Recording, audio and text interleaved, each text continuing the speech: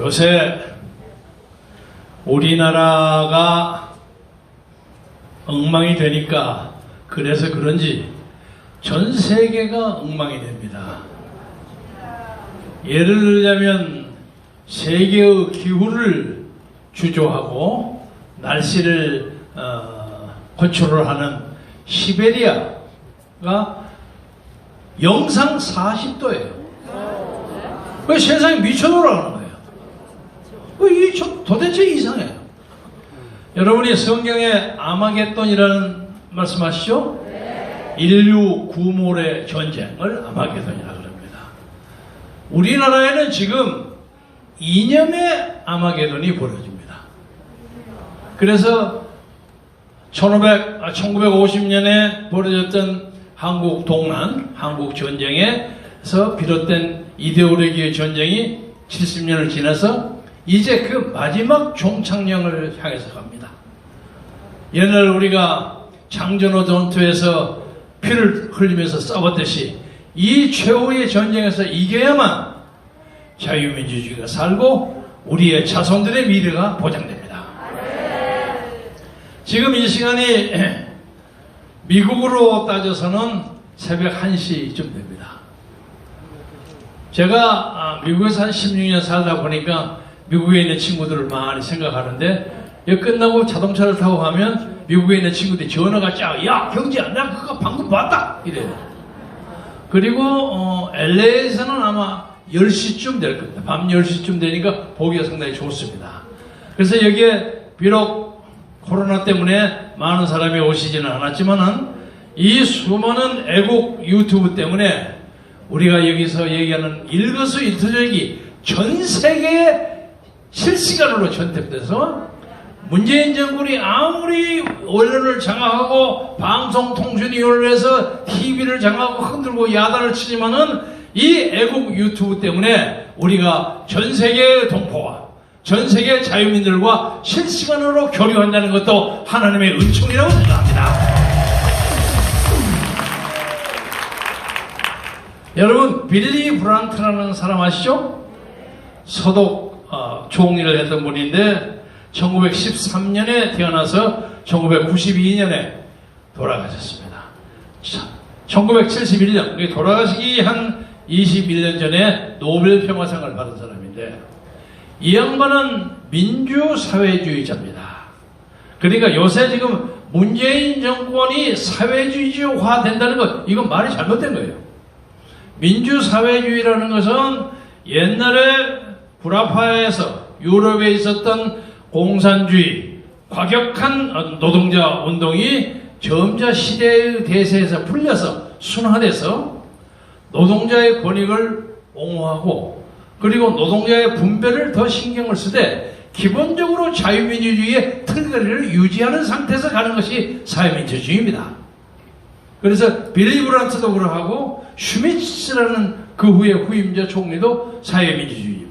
슈미츠 아시죠? 재혼의 한국 여자하고 재혼했다는 남자. 이 빌리 브란트가 사생합니다. 담배 골초고 3번이나 결혼하고 그런 사람이에요. 근데 대부분 이 구라파의 정치 지도자들은 요새는 안 그러겠지만 담배를 많이 피워요. 그리고 연애 박사들이에요. 다 연애를 잘 거예요. 심지어 돌아가신 분에게 좀 미안하지만 프랑스의 유명한 미테랑 대통령도 아주 연애를 잘 걸었어요. 대통령국에 있으면서도 새벽에 슬그머니 모자 쓰고 선글라스 쓰고 오토바이 사고 샥 나가서 자기 애인 집에 갔다 오고 그랬어요. 그게 다 그 후에 다 나타났어요. 근데 프랑스 사람들은 연애 문제만큼은 조금 자유스럽습니다. 왜냐하면 되게 프랑스어는 카톨릭이 많기 때문에 이 이혼을 하면 그 커뮤니티에서 완전히 배제가 돼요. 이혼을 하기가 대단히 어려워요. 그러니까 아마 걸프렌드, 보이프렌드가 있었다고 그래요.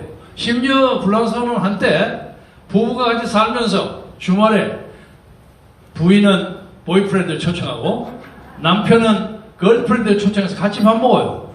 밥 먹고 난 다음에 부인은 2층에서 자기 보이프렌드하고 뭐 담소하고 뭐 하는지 잘 모르겠지만 남편은 걸프렌드하고 아래층 리빙룸에서 뭐 얘기하고 한 2-3시간에서 빠이 하고 헤어지고 이게 프랑스의 습성입니다.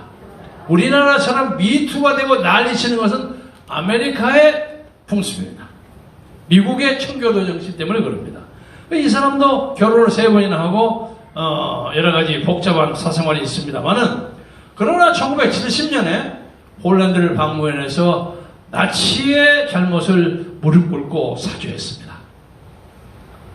그리고 독일의 다카우라는 데를 가면 나치의 기념관이 있는데 거기에 그렇게 써 있습니다.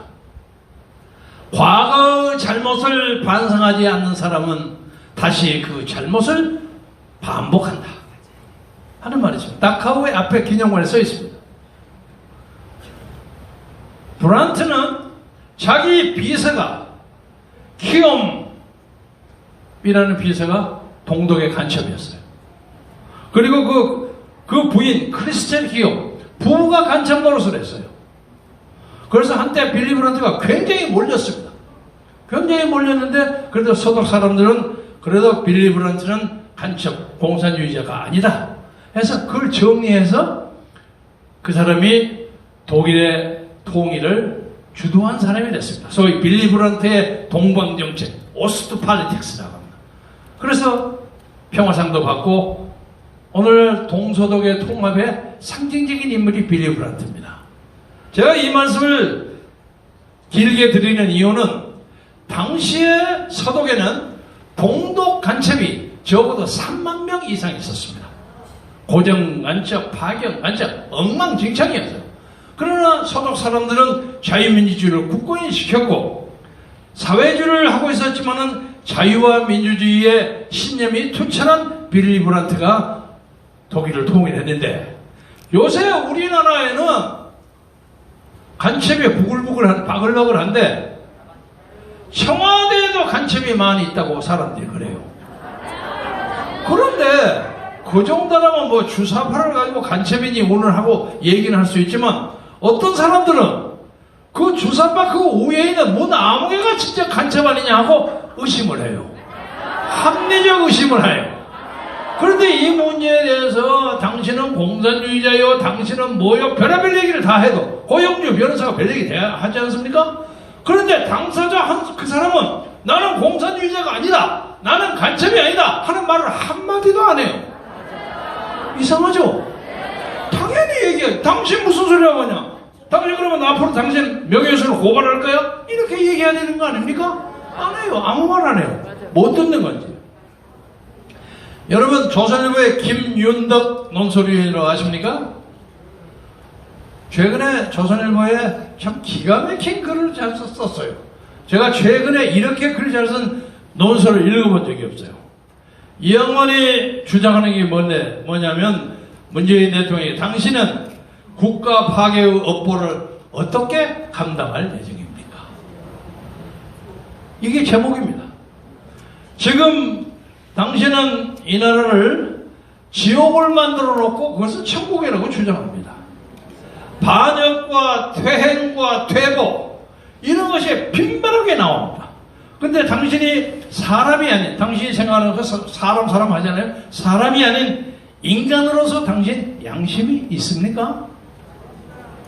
이렇게 물었어요. 나는 최근에 한국의 언론 논설진에서 남녀를 가리지 아니하고 문재인 대통령에게 이렇게 직격탄을 나는 걸 보지 못했어요. 나는 이를 위해서 새사람들에게 대한민국에서 자유와 인권과 진리와 정의를 위해서 노력하는 많은 대한민국의 여성운동가를 찬성하고 지지합니다. 그러나 거기에서 유남욱의 정의영에서 위안부들 돈 빼돌려가지고 집 사고 뭐하고 했다는 의혹을 받고 있는 사람, 이 사람은 제외합니다. 일본 제국주의가 우리나라의 여성을 끌어가서 처참하게 혹사시켰습니다. 능욕했습니다. 육체를 파멸을 몰았습니다. 그러나 그러고 돌아온 사람을 이 사람들은 정신적으로 파멸을 시키는 거야.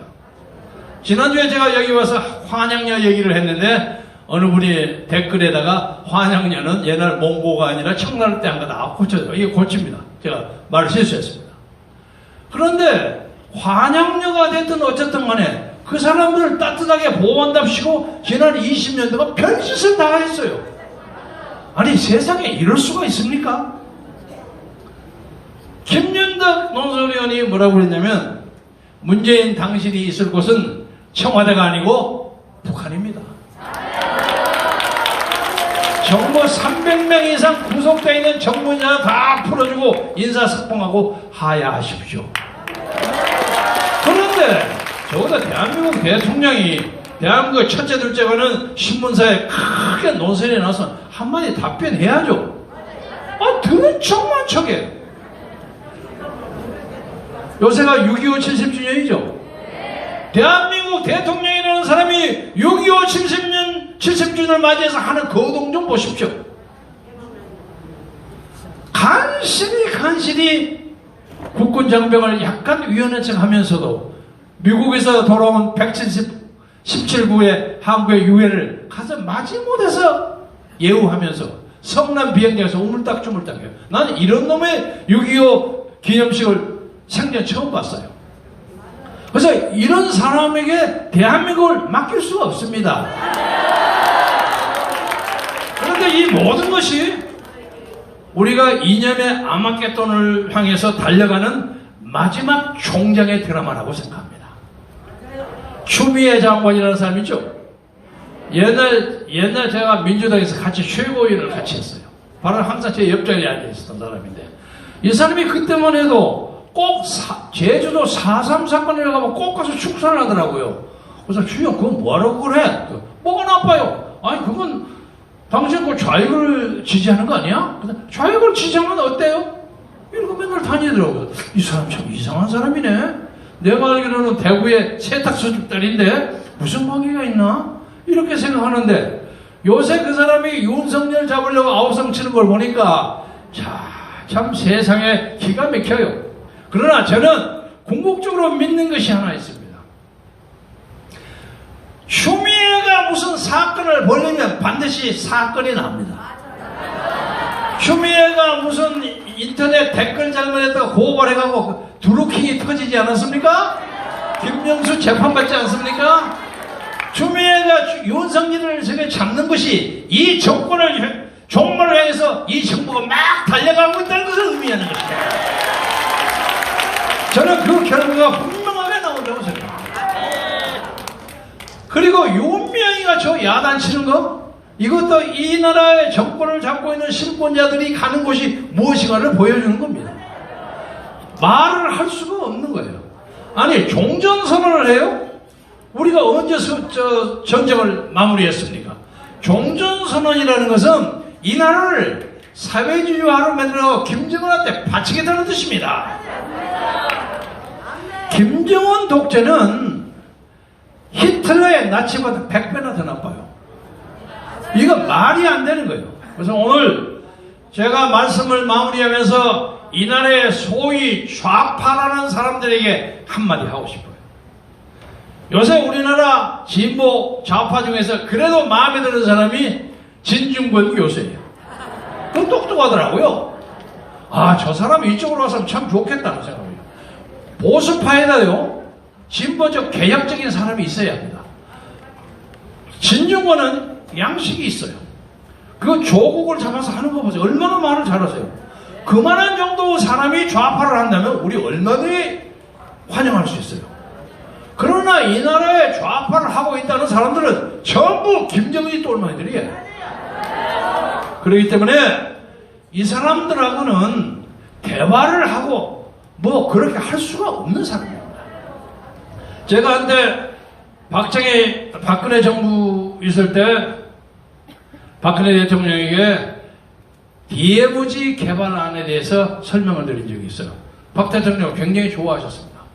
DMZ 140 그 마일에다가 비무장에다가 평화 개발을 해가지고 거기다가 유엔본부를 갖다 놨어요. 유엔본부가 전 세계 4개 있는 5번째 유엔본부를 하나 넣어서 남북이 싸움하지 않고 공동 번역하는 그런 아이디어를 가지고 박근혜 대통령도 드리스텐 연설을 하고 난 다음에 굉장히 열정적으로 했는데, 하다 보니까 이 북한 애들은 도대체 약속을 안 지켜요. 모든 협정을 하다 다 취소해요. 다 취소. 지금 요새 난리에 법석을 치고 김정일이나 조그만 여자애가 와서 온갖 공간을 다 치는데, 저는 북한 사람들이 말을 이렇게 함부로 하고 싸가지 없이 하는 것도 상당히 주목하고 지적해야 할 문제지만 북한에 우리가 상상할 수 없는 수없는 사건이 벌어지고 있다는 것을 반증한다고. 저것은 반드시 자기붕괴합니다. 그리고 평화를 위해서는 우리가 힘을 가져야 합니다. 문재인처럼 북어라는 사람은 소위 정신분열증, 스키소프리니아라고 했죠.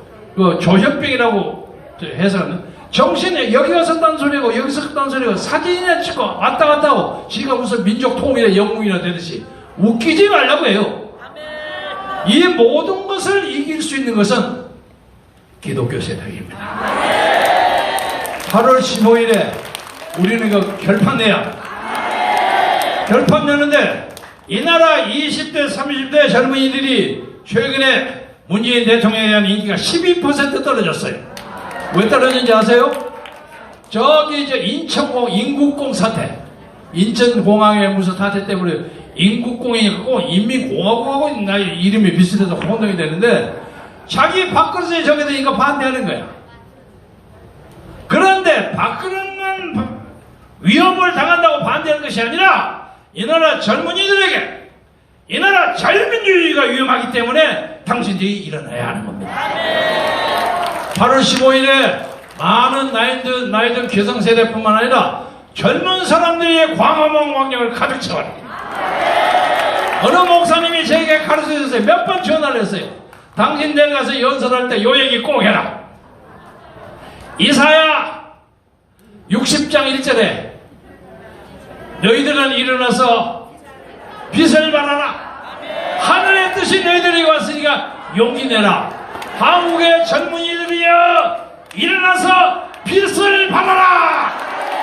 대한민국의 장래가 양명해질 것입니다. 대단히 감사합니다. 감사합니다.